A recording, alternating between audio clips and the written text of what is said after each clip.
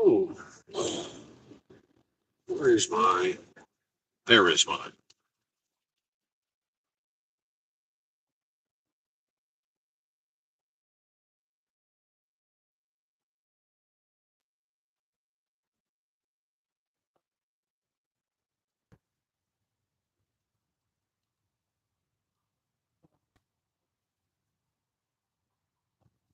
No reason to start. I'd be talking to myself. Self.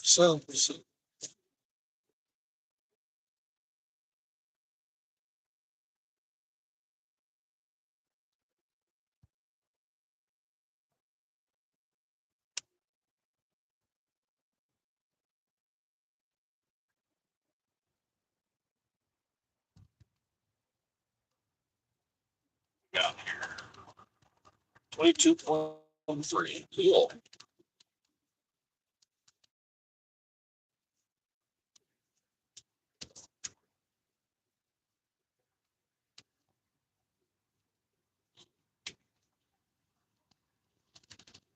I didn't even look. Jeez.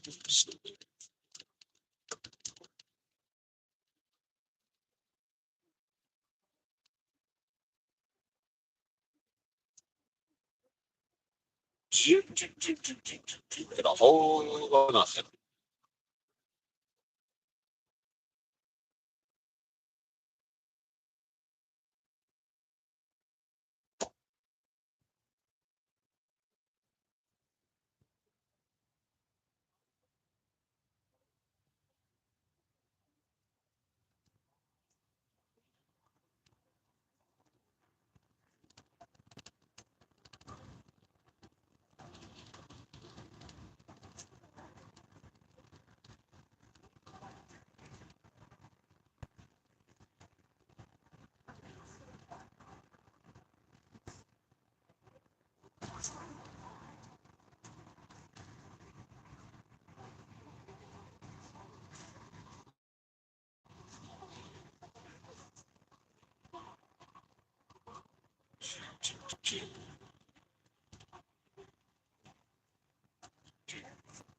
Oh, I got one. That's one in a row. I just got back on the road. I am in Miffinville, Pennsylvania, back heading westbound on 80. And look, it's not pouring down rain for the first time in 2 days. And I am working my way to extreme northwestern New York to go out of service. Let me give it a minute here to see if we get a couple more people, so I have to start over again.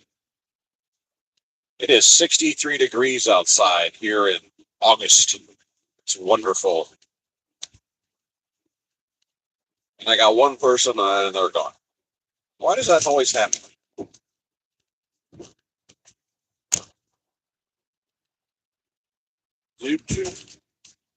So give it a minute and we get a couple bodies on here. I'll start battling about what's happening. This is I-80 West in Pennsylvania or Pennsylvania. I spent the night in Miffinville, like Muffinville, but with an I.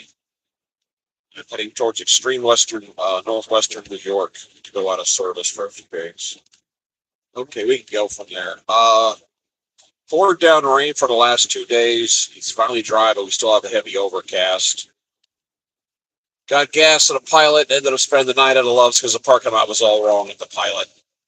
And I am heading to go out of service to the family farm in extreme northwestern New York. I am still on the clock. I called dispatch and let them know if anything pops up on the way, I can move, but I can deliver today, not tomorrow, because I got to get the wife at the airport tomorrow. But here we go. Gas in this area loiters around $3 a gallon, which isn't horrible, but it's not good. That's why I like Texas fuel prices. Kind of wish the overcast would go away because the skies out here are gorgeous. So I'm hoping this burns off here in a while. I got to follow this for another I-80 for another 120 miles before I can swing north and cut cross country. Something that was rooting around in my head is psychological warfare that businesses play on people, and I'm losing people again. And usually people get on here just kind of hang out for a few, but I don't want again. I got one person. Where is this one person from, out of curiosity? Because depending on the time of the day I come on here, the uh, the crowd is from different parts of the world and have to explain what's going on. I keep gaining and losing here. I spent the night in Mifflinville, Pennsylvania at a Love's. I just got going. I'm on 80 westbound Central Pennsylvania. I'm going out of service today in extreme northwestern New York. Uh, I waited around yesterday in New Jersey, got an offer, and of course it was an offer I couldn't use because I have to be up here, and not it was to Houston of all places. Now I'm heading back, and I'm going to go out. I'm picking the wife up at the airport tomorrow, and I'm losing my bodies again. Okay, I got to get a few people on here. Starting over. Sorry. Enjoy the scenery or not. Damn. This is not a very popular podcast. I get 1, 2. I get to 4, goes down to 2, goes back to 0. Blah. I don't know what's going on. I'm getting like 1, 2, 3, 4 people, and then it goes back down to 2 and back to 0. So they give this a minute. I keep having to start over. This is I-80 West in Pennsylvania. We got heavy overcast, but at least it's not pouring down rain. So we got that going for us. So wait for a few people to come on and hang out, and we'll start over again with today's. That guy's getting somewhere. Given I'm only going 62, but of course that guy's going the same speed. Never mind. Never mind. On a side note, Pennsylvania is not a state, it's a commonwealth. And I don't know the legal difference between the two.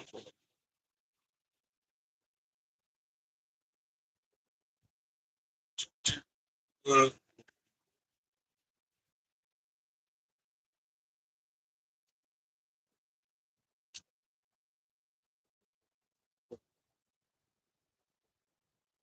right in front of my camera. I got schmegma on my windows right in front of my dash camera. I'm going to have to get that cleaned off. So that's not going to work.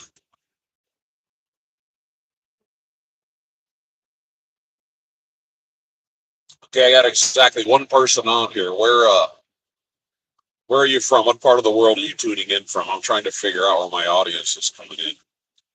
Punch this guy. Oh, that was cool. Usually when you flash somebody and let them come over, they hit their flashers. He hit his backup lights on the back of his cab. That was a first. Yeah, I got schmegged right over the lens for my camera, my dash camera. That sucks.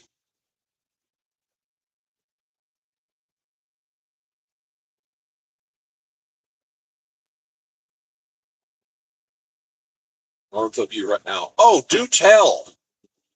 Do tell. I was in Mifflinville last night.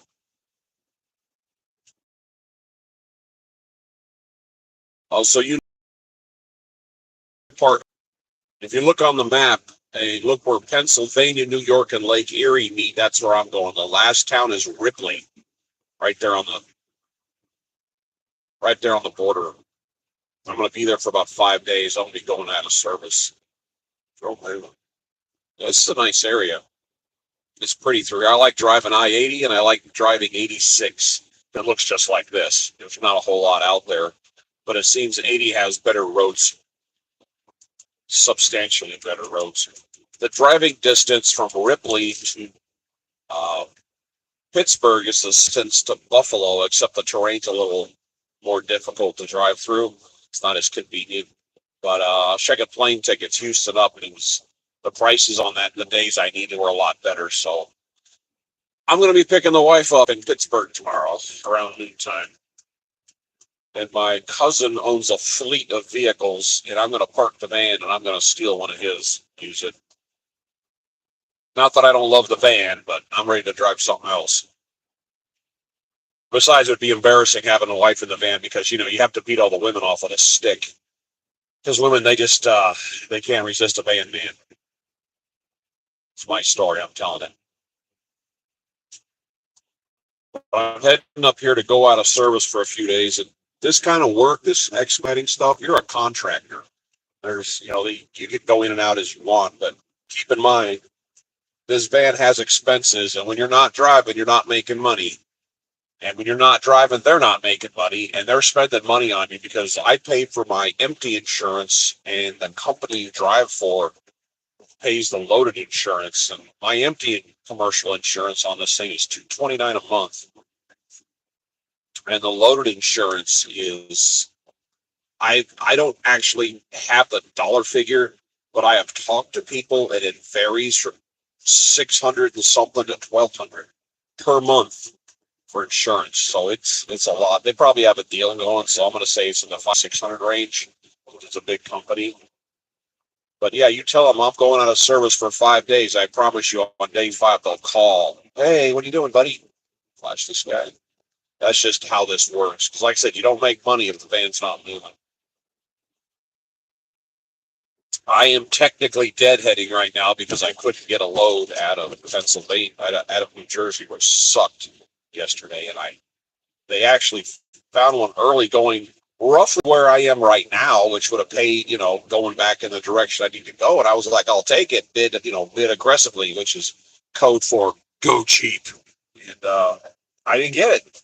And then they turn around our office in uh, North Carolina calls me all excited because I read my notes and they go, "Hey, we got one going to Houston, which is where I live." And I'll, be the greatest load ever, like 1,700 miles, but I can't do it because I got to go up here and get my wife. That was frustrating. That would have been an awesome run. But no, it's the day I can't do it. They call. Pinko communists. So I'm heading up here. We're going to pick the wife up tomorrow. I put her back on a plane on the 28th. We send her home. Why is this guy flashing his headlights at me? I'm in the right lane. I don't think I'm the problem here, dude. Again, I don't think I'm the problem.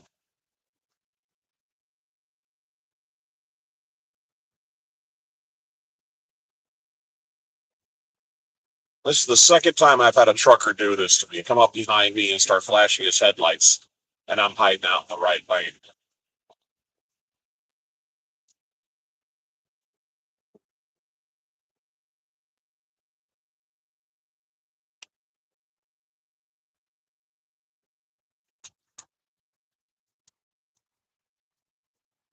This guy's going to throw a fit and go past me. That's why you go past me in the other lane.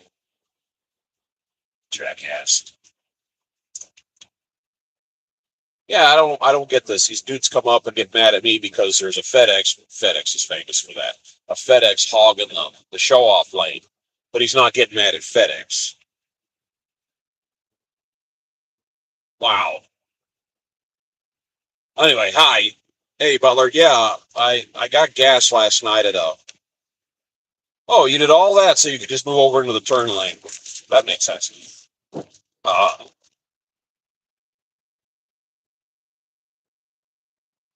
Jackass. Anyway, got gas last night, and I was at a pilot, and the parking lot was teeny tiny. It just didn't have the right layout, so I drove down the. I got on the GPS, got on Google and looked up. There was Love's just down the road, and I went there. They had a nice big fluffy parking lot. Now there is a psychological trick that gas stations play on people. If you've ever pulled into a really big fluffy gas station and you hear them playing classical music outside, the reason for that is they've had a problem with like teenagers loitering. And the thing is, you can't be cool with classical music playing in the background and they wander off. Then that actually works. I think Love's had something like that going on last night because they were playing some little tune that repeated itself every 4 or 5 seconds. over and over and over and over. And I don't know what they were trying to prove with that, but I now understand how serial killers think and how they are created. Because when you park and it's cold, you don't have to run your air conditioner. But I get to leave my windows cracked so you can listen if anybody's around you, you know? Woo! All night long, get in there, only to get spotted off. No, you're talking about a big truck. I'm in a van. I'm kind of a different, it's a different situation for me. I park out front usually. If it's a big truck stop, I'll go in the back and I'll drive around and try to find a space that a truck can't use. I will never take a space that a big truck can occupy because big trucks, that's a nonstop battle. No, this is just I'm in a Transit 250 van. I'm cheating. I'm not doing the traditional trucking. I'm doing expediting, which is essentially the easiest version of trucking without all the rules. I don't have time limits. I don't hit way stations. I don't have payloads. I don't have that 11, 14-hour thing. I can take my van to the grocery store or my house. So it's a lot easier. And when it comes to dealing with the customer, it's a whole lot easier because you roll in there and they've got 20 vehicles they got to unload. There's a process, whereas the van is just one, maybe two pallets. And yeah, driving this is just so much easier. You could drive this with it's like having a regular car license. It's more of a free for all. And when you go into a shipper or a receiver, the fact that you only take on one or two pallets at the most, they can get you done and gone, coming or going, a lot easier. And they're they like that. It's like, they've got this plate full of things they have to do, and you are the easiest one to solve. And they like that. And I also get to go to little businesses, not necessarily big distributors, and I kind of like that. I get to go down side roads and go into little towns. And a lot of little towns in the last 20, 30 years have cleaned up their downtown areas. It's got 1930s to 1950s decor, and they upgrade it and they make it really nice.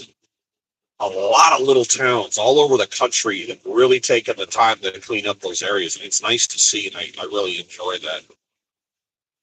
There's a rest area. Don't want to stop. But I didn't get a load going this way, which sucks, but I called dispatch and said, hey, if something pops up, it can be delivered Pennsylvania, New York, Ohio, let me know. And stuff does pop up occasionally out here, but not a lot. But small town America keeps things running smooth. Yeah, exactly. And a lot of times they're excited to see you because what you're carrying is something they need. That's why they use an expediter.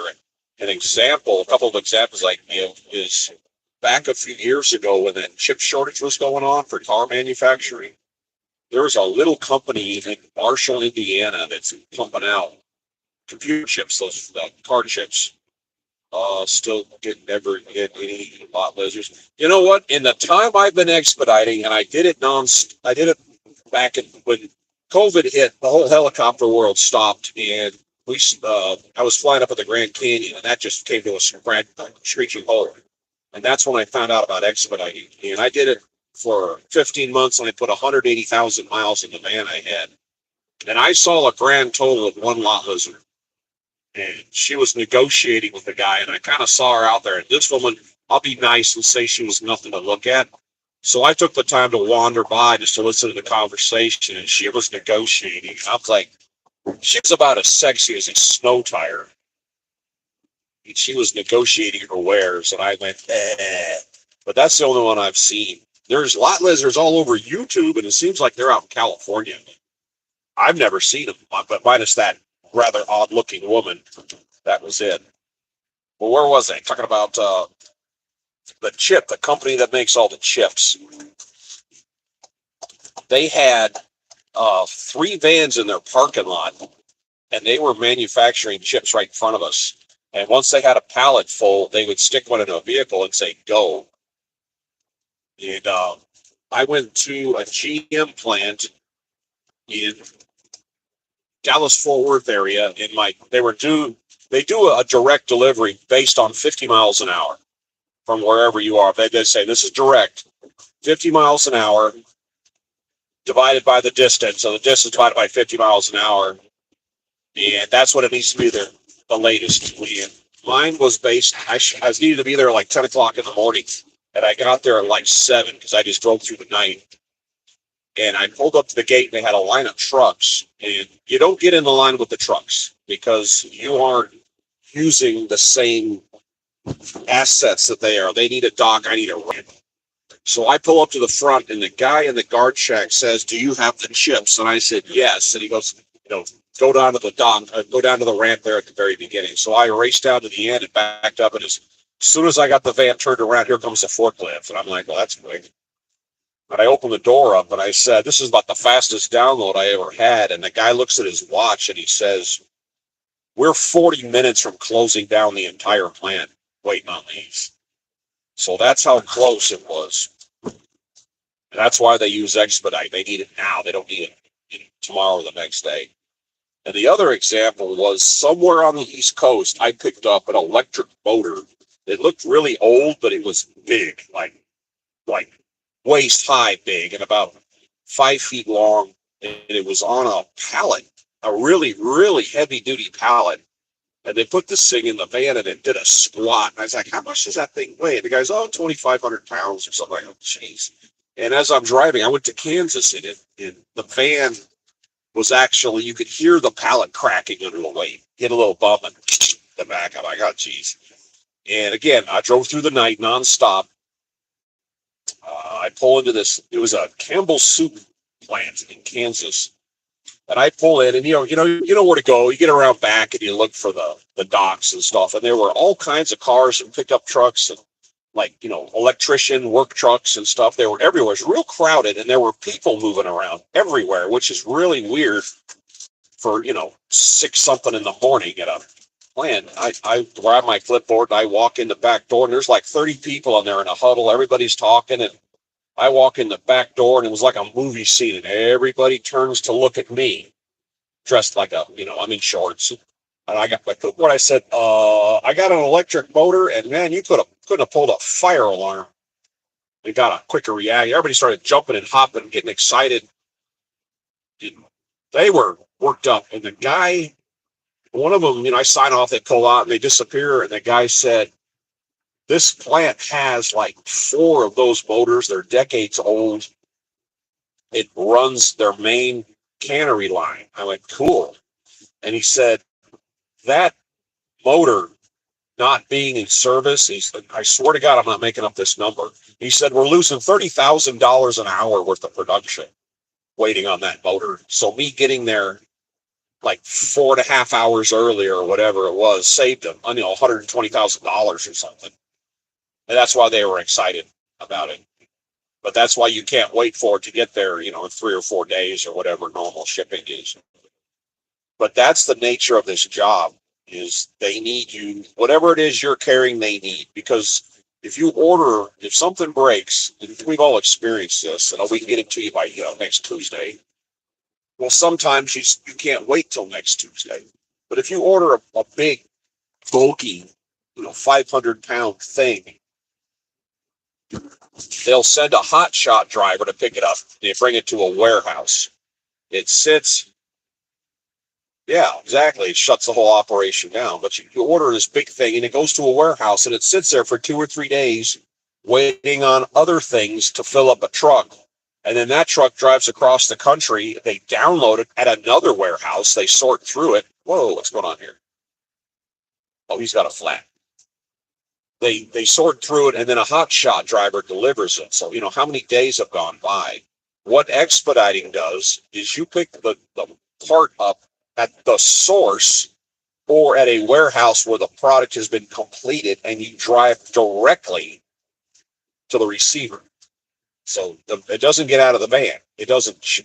The only time I've had a load change vans was a van. I was at a service in Texas, and a van broke down.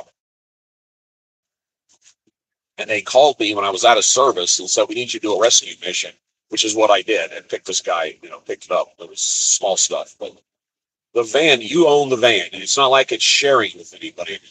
Now, do you usually get a new, hold on a second. I'm trying to read the signs here. Pickup supposed to drop off. It's miscellaneous, and I have dropped off and then picked up at the exact same location. But more times than not, you got to drive 30 miles or 70 miles or something. You got to go somewhere to pick up your next load. Because again, you're picking. It's not even LTL; it's a fraction of LTL. I'm doing one or two pallets at the most, and about 98% of the time, it's a single pallet. But the upside of that is this is a van, and I'm getting 24.4 miles per gallon right now. So my cost of operation is so much less than these big trucks. So it's doable for me to drive this thing all over the place and put mileage like this. This deadhead sucks. I'd rather be making money, but it's not killing me. You know what I'm saying? I can get from New Jersey to Western New York for about $40 worth of fuel. So it doesn't really hurt to me after driving. It's like driving a car, more or less. I mean, this is sexier than a car, but it's like driving a car. Ooh. And there's a lot of people out here doing this. I mean, these white vans, most of them are white, 99% of them are white. These white vans are everywhere. You don't notice them because they're invisible on the road. But if you start paying attention, you'll see these big white Sprinter vans. They're rarely do people use low roof. You don't have a mileage. I don't have anything. This is my own personal van. No, I could drive this thing. I bought this in January. I went operational March 1st. Van's used. It had 109,000 miles on it. As I look down here, I have 155,000. There is essentially, if you want to try expediting, there's three ways of doing it. The easiest way, and the way that has the least expense for you as a driver, is to become a fleet driver. There are guys who own vans. There's one guy at our company that owns 5 vans. He doesn't actually drive, but he owns 5 vans. And they work a deal where the van is driving for the company I'm signed on with. And the driver and the van owner, because the company doesn't own the van, they work out a deal where they split the money, they split the revenue, and the owner pays for the van. From what I understand, the driver pays for his own fuel. That plays into it. So I'm taking that like DoorDash, but way bigger. Please. Well, yeah, but like I said, there's 3 ways of doing this. Yeah, DoorDash on a bigger scale. If you're a fleet driver, you're driving somebody else's vehicle. You're not making a tremendous amount of money, but you can get out here and try this out. This is my van. I own it free and clear. And I'm responsible for my own maintenance of my own fuel, and I pay for the empty insurance. And I sign on with the company. They pay for my loaded insurance, and they find my loads. They do my dispatching. And then there's the higher tech version of this job, which is you operate under your own authority, you pay your own insurance, and find your own loads. And that's a little more complicated. You can actually make more money doing that. Yes, 1099. It's a straight contract work. That's like I said, when I'm going out of service, I can just call and go out of service whenever I want because I'm a contractor. That's what I'm doing right now. And a newfound friend of mine, Jeff, he has a page on here called Expediting Journey. And check him out. He just started doing YouTube. He sat around for 2 days BSing in Morgantown, West Virginia. We were just sitting there under the shade of a tree and talking. And I got to see how the dispatch works with him because, again, he dispatches himself. He's on a handful of load boards, and his phone, when something within his parameters, be it size, distance, payload, whatever, when one of his parameters hit, his phone bings, and he could bid the load sitting there, which I thought that was kind of cool because honestly, I didn't understand how people bid loads if you're driving down the road. Yeah, remember that's when I was in Motown. Yeah, in Motown. No, this is Morgan. Yeah, that's what they call Morgantown, Motown. I like it. Yeah, I kind of learned how that works. I kind of like doing it this way because the company I'm on with checks different load boards, and they actually have a couple of dispatchers that are, for lack of a better word, subsidiaries of our company, and they have different load boards. And they've got me some really good loads, like the one that was New Jersey to Houston I couldn't take. Yeah, okay. Yeah, I'm sorry. I talked to so many people on here, I started losing track of who's on here. Yeah, but that's the business. Wow, I thought this was going to clear up today. I was wrong. See that fog in front of us? That's a mountain right there.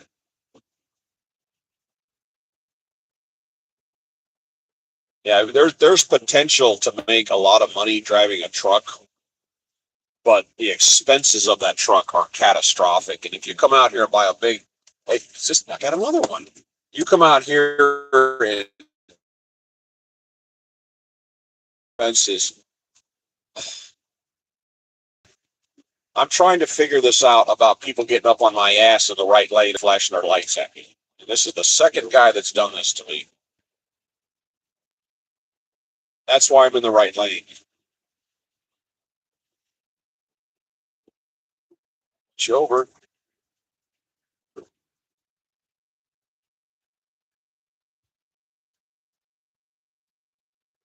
Uh, anyway, yeah, I get over in the right lane. I go 62, and everybody gets mad at me.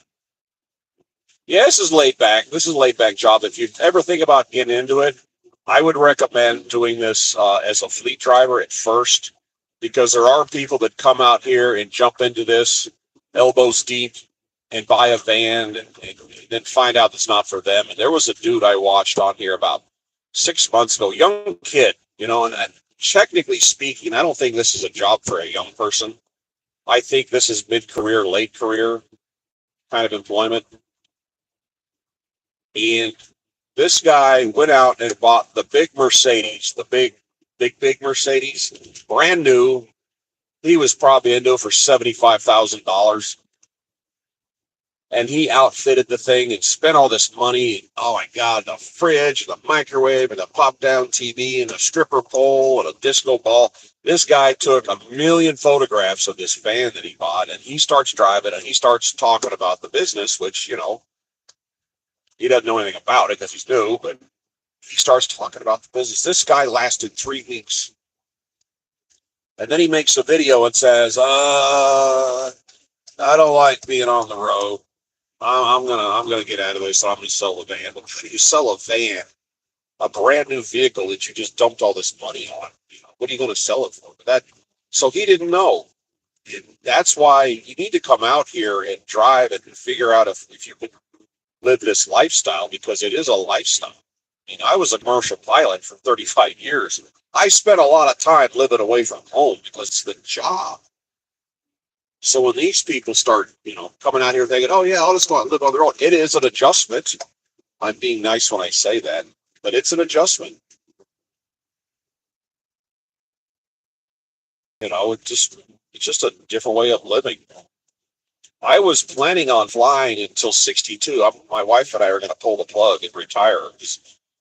We're 6 days apart. She's older than me by 6 days, but I never pass up an opportunity to rub her nose in that. But we're both retiring at 62, and I was trying to make it to 62 as a pilot, and then the flight surgeon took a look at my EKG and said, "You're done." So I'm out of the cockpit at this point, and I'm just trying to get to the end. Yeah, you buy a brand vehicle, you're going to lose your ass. You trying to sell it. Yeah, that's why I tell people, if this is something you might think you might be interested in, become a fleet driver. Find a big company and say, "Hey, I'm looking to become a fleet driver. I'd like to try this out." And you make a deal. My opinion when I came into this was the guys that own the vans have a challenge of finding good drivers to drive their vehicles, and they probably do.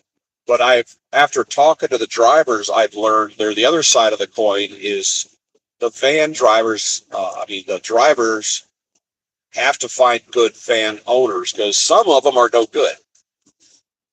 Some of them don't like paying for maintenance. I was at the head shed, and there's always a couple vans sitting there, and there was a woman, and she was pulling all of her gear out of a van and sticking it in another van. And I said, "Boy, you're changing vehicles? Yeah, I'm changing owners." I said, "Oh, well, that's interesting." And she goes, "Yeah, this one, it's got some kind of mechanical issue they're ignoring." But he goes, "The inside of it smells like a zoo." Because the previous driver had a dog, a cat, or an elephant or something in there. And he said it just smells like crap inside. And the guy says, "I don't care, so I don't want to live in a zoo." So like a cat box in there. And I never really thought about that. In my brain, the owner, yeah, in my brain, the owner would take care of their equipment, but some of them just don't care. And I never really considered that. That's what you're up against. So they have a handful, the company I'm on with has a handful of fleet owners. Some own one van, some own a half dozen. And basically, you interview with them, you talk to them. They just don't, it's not some shadowy figure in the distance. You actually meet each other. There's got to be some kind of a relationship there. And I've never done it, but from what I'm hearing, the driver gets a 70-30 or a 65-35 split of the load, and the driver pays for the gas. That's the numbers I'm hearing, even though I personally never got in it. And that, I understand the gas part, because think about it. If you're getting paid to drive and you're not paying for the gas, A, you're paying for overpriced fuel, and B, people would drive really, really fast because they don't care. Like I said, I'm getting rolling hills. I'm getting 23.6 right now, miles per gallon, because I go 62. That's my speed. Every vehicle has a sweet spot. In this one, it's 62. This is the Ford Transit 250. I have the medium roof long bed. This is not the. I had my first van was a super high, super long one, and it got about 17, 16, 17, 18 miles per gallon. And so I'm saving 25% on fuel driving the smaller van. And having that extra foot of roof line was wonderful to walk around it because I'm tall. But I think I used that real estate twice. So dollar for dollar, I like the medium roof. Don't get the low roof. A lot of companies won't sign you on. You need to have at least 60 inches of clearance in the back of these things. I looked into some other companies, and they wanted more. They wanted the big van, which, again, you're paying a lot of money for that real estate that you don't use. It's like $20,000 more to buy. What percent? There we go. Yeah, it's getting foggy out here.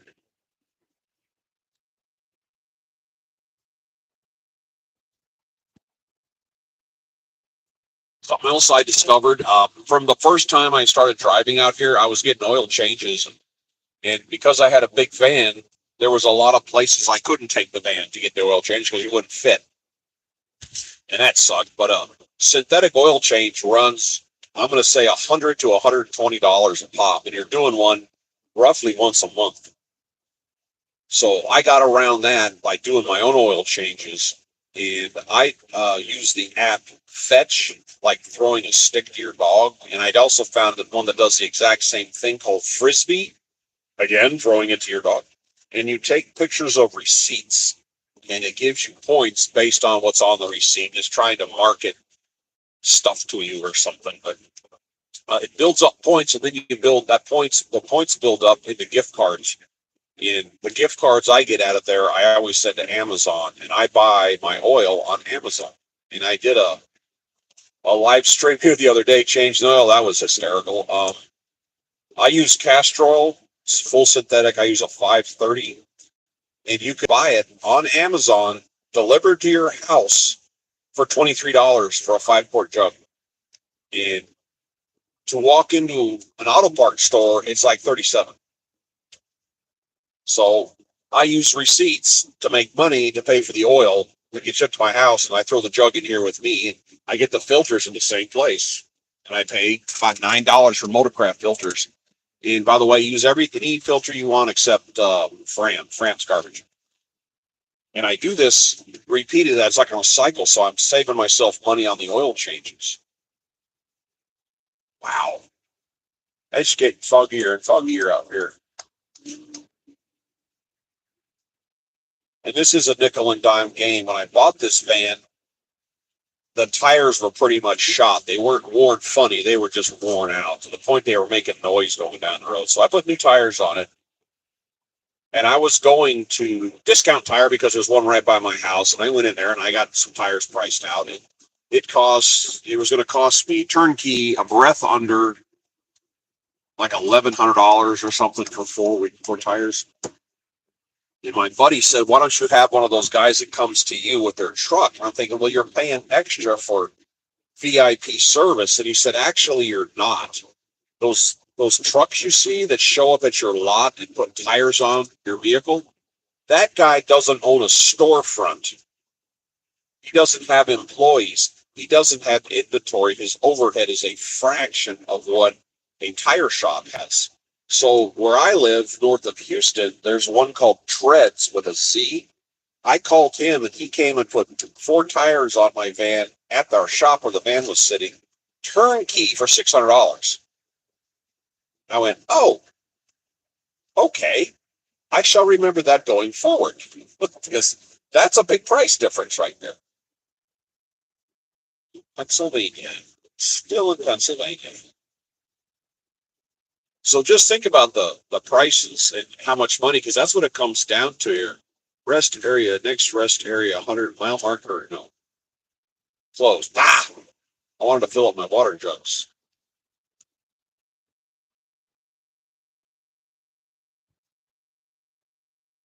All right, it was 63 degrees. Now we're down to 60. Yeah, you just, and like aviation, the trick to aviation is saving weight.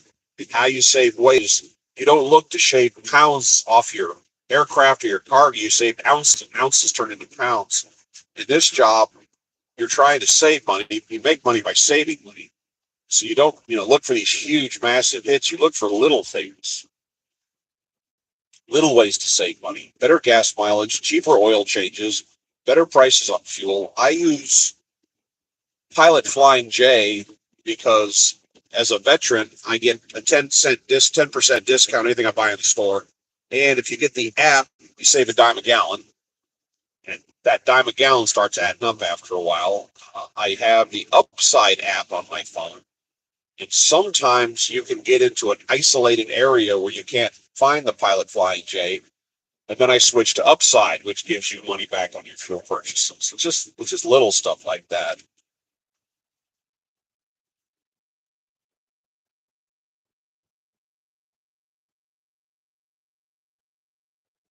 Steering closed. Become communists. Well, I've come across a whole bunch of rest areas that were closed the last couple of days. I'm a little curious about that. Okay, if they're closed, why are there a bunch of vehicles sitting there? Yeah, seriously, why are there vehicles sitting there if it's closed? That makes no sense. I got 83 miles to go on this road, and then I got to swing north, head towards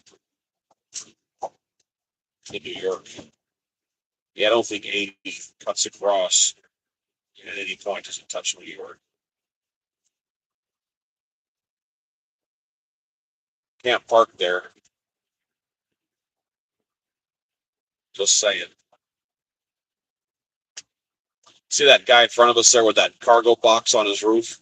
I saw one of those one time. A guy was shooting past me and he driving a Subaru and he had the container, but the only part of the container on top of the car was the bottom half, or the bottom little skid, and I guess it had torn loose at some point, and everything on top of his vehicle was gone. So he was going to be in for a surprise. He got to his destination. Because basically he had a big cookie sheet on top of his car.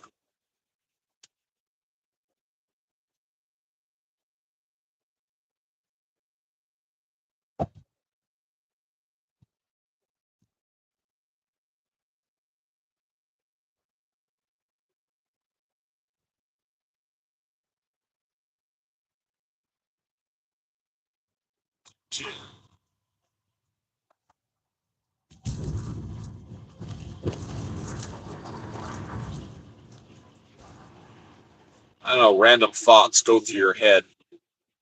When I was a teenager, my neighbor had a garage sale and was selling a Sears purchased moped. If you remember mopeds that literally had the pedals on them, and it was a little tiny two-stroke engine, and it had a 1 gallon gas tank, and you took the gas cap off and flipped it over, and it had like a little medicine cup, and you would literally fill that little medicine cup with the amount of oil you needed, and then you dump it in the tank and put gas on top of it. That was the measurement for a thing. And I rode that thing to high school pretty religiously. And I remember its comfortable cruise speed was like 23 miles an hour. Anything above that, you were really pounding on it. I used to ride that back and forth. What happened to that? I think I paid $200 for it. I rode it back and forth for quite a long time. I don't remember. I mean, obviously, I sold it at some point, but I don't remember when or where. For some reason, that just popped into my head. Too low visibility, but beautiful terrain.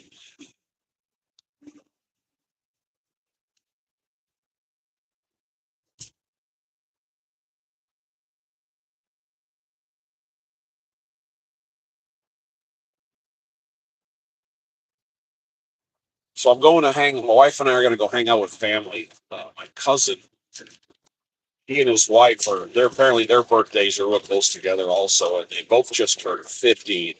Both of them got deathly sick, and they were knocked out for like 10 days. I laughed at him and I said, "Welcome to 50. That's your introduction." And I was there about 2 months ago because I was driving around in the area. I hung out with them. I was at their house and spent the night. That was the first time I've hung around with my cousin as an adult ever. And it was kind of fun because I've never really sat around with him. We were kids. Because I live on the other side of the country. We used to pass through each other's lives, but as kids. So it was kind of refreshing to sit down and have an adult conversation with him like that. I really enjoyed it. We're sitting outside on the porch and everything, just enjoying this. The wind was blowing and the trees were swaying and the plants, the flowers were hanging off the patio. And I said, I want my wife to experience this because it really had a nice feel to it. So that's why I called the wife. I talked to the cousin first. And I said, "Can I bring my wife out here?" He was like, "Yeah." So that's the plan. And then he called me yesterday and he said, "Hey, on Saturday, we're going to go to a boat thing." I didn't even know he owns a pontoon barge, which in Texas is called a pontoon boat, but Texas is called a party barge. And he owns one. I didn't know that. And there's a Lake Chautauqua in western New York. And there's a big sandbar out in the middle of the lake somewhere. People with boats, they schedule it, and it's called H2O. Somebody comes out there with their music get up, and they turnstile DJ, and they play music, and people like stupid and play in the sand, play in the water, and they schedule these throughout the summer. And so according to him, this is the last one of the summer they're doing. And he said, "Oh, by the way, we're going to do that on Saturday." And I'm like, "Cool. I'll film some of that, see what it comes out, how it works out." But he said it's just a big sandbar that everybody hangs on. So you got a few hundred boats out there. I was like, "All right, that sounds good." So I called the wife and told her, and she kind of got excited. She says that sounds like a way to spend a summer, weekend. So we got that going for her. But I'll make a few videos though. The family farm has railroad tracks across the single lane road in front of the house. There's some bushes and there's 3 sets of train tracks right there. And if you've grown up around trains, it's no big deal. But for somebody who hasn't, it's kind of fun. My wife is very much into trains. Very much into trains. She if we're laying in bed at our house, there's some rail tracks as the crow flies, maybe a mile away. across town, and if you could hear the train, my wife will stop what she's doing and listen. Well, now we're going to be sleeping in a house where you have three sets of tracks going by. So I'm a little curious as to how she's going to react to that, having them going by close. But I think she's going to enjoy the sound.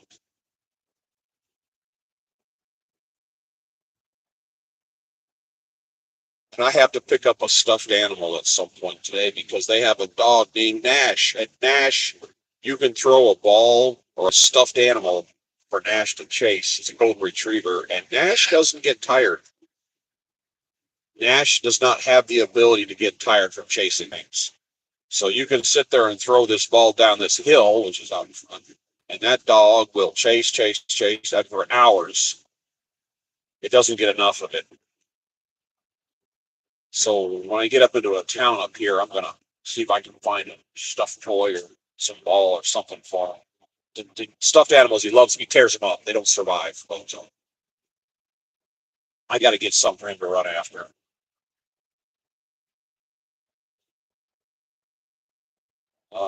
Flashing lights. Yeah, I gotta see here. Let me look at my GPS.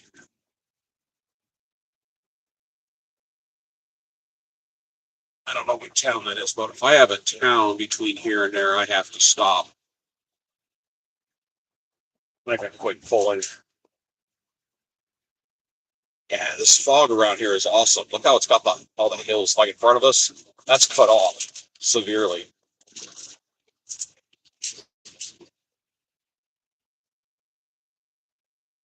Let's see here. 23.2 miles per gallon.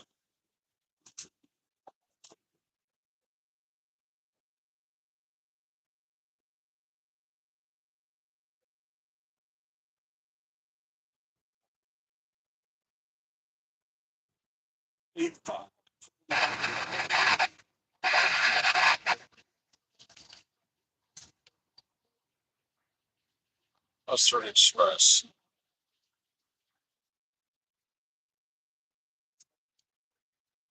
I passed that guy a couple times today. He keeps coming around for seconds.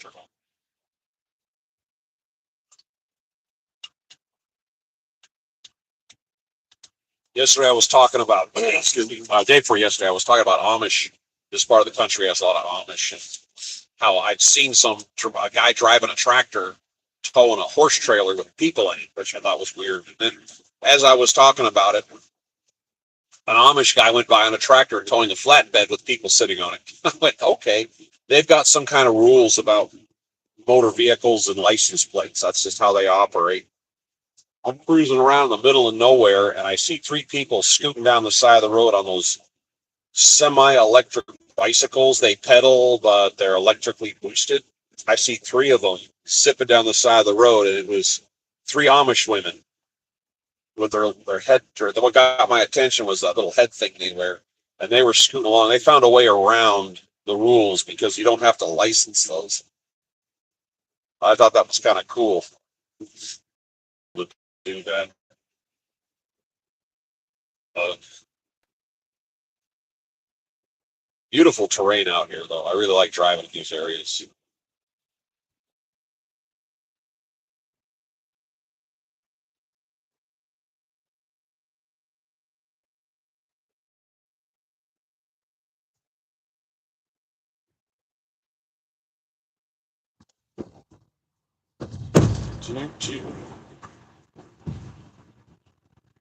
Think about this is I-80, I-86 in New York. It seems like the road has a lot of repair work done on it, and it's kind of rough. You're kind of thumping and bumping along as you go over it. It's a little unfriendly.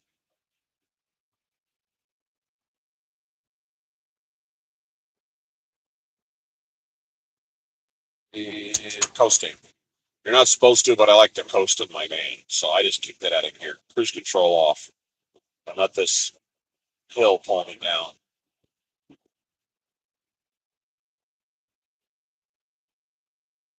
Still maintaining 62.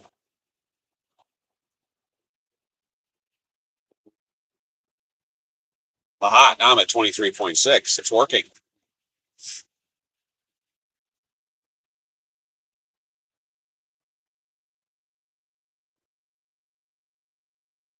Still maintaining speed. 23.7.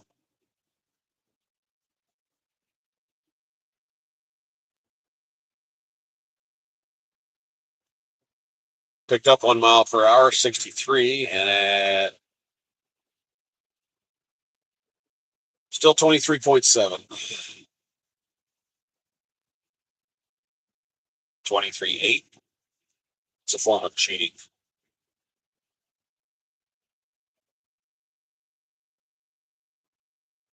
As far as beauty of the forests and the hills and whatnot, Minnesota, Michigan, Wisconsin, Tennessee, Pennsylvania are the ones that I like to look at. I think are some of the most attractive terrain out in this part of the United States. I like the West. I'm from Colorado originally, and I like that area. I like driving out west. The desert has its own beauty, but out here is nice. Well, that's a lot of rock digging to make a road. Holy crap.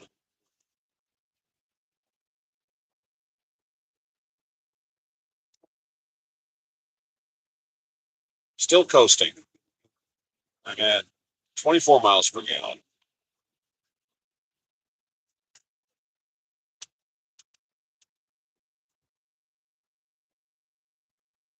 Oh.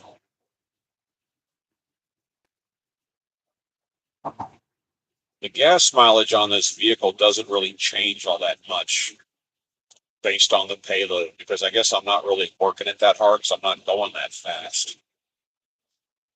All right, back in gear. Hold on, please.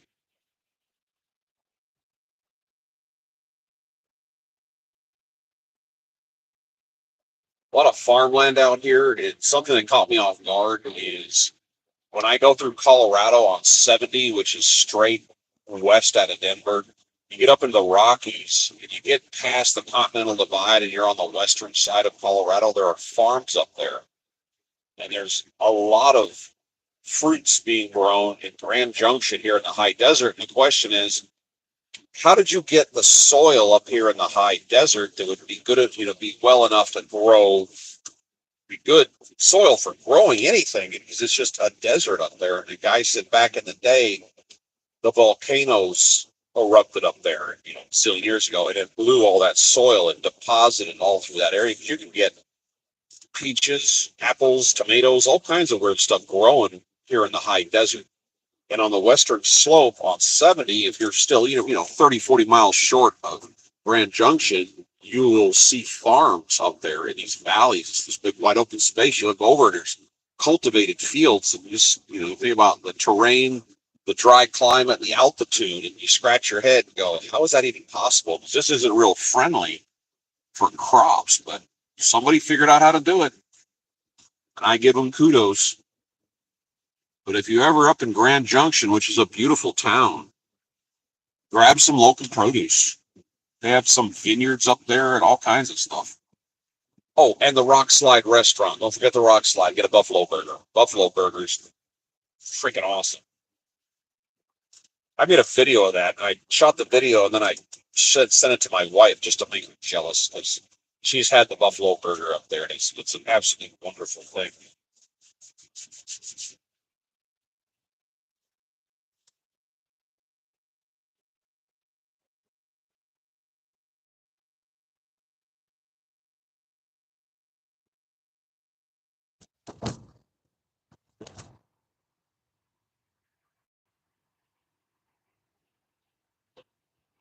Oh.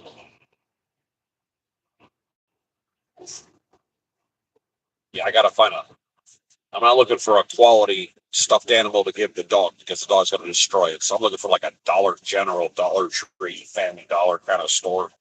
I buy some throwaway stuffed animals because it won't last a day or two.